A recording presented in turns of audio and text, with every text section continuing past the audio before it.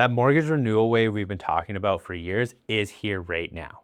We've already seen 1.5 million Canadian households renew their mortgages at significantly higher rates than the original term. Another million are coming up for renewal in the next year alone. The national mortgage arrears rate, so people more than 90 days behind on their payments, has been rising steadily since 2023. But there's a bit of nuance in those headlines.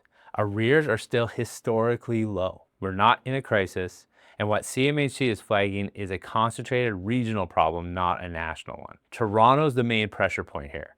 Arrears there have more than quadrupled from the post-pandemic lows, and CMHC is projecting they will keep rising through the end of this year. The reasons are interconnected. Enormous mortgage balances, softening home prices that trap people who can't sell, and a weaker local job market, plus thousands of small investors who bought condos during the pandemic and are now hemorrhaging cash on negative cash flow. Vancouver's rising too, just a little more slowly than the GTA. Calgary sits in a completely different position right now.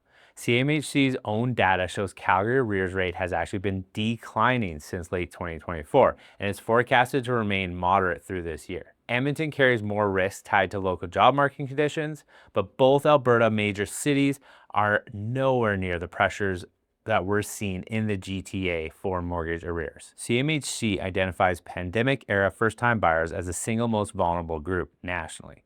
People who bought in 2020 and 2021 at record low rates, often with small down payments, are now renewing into rates that are dramatically higher on already large debt loads in markets where prices have softened a lot. Many extended their amortization at renewal just to keep payments manageable. That keeps them afloat short term, but means they're paying more interest for longer and building equity even slower. One number that puts this into context. Now, the stress test, which required buyers to qualify at rates above what they were actually paying, is the main reason this renewal wave hasn't become a catastrophe. It forced buyers to prove they could handle higher rates before they were ever handed the keys.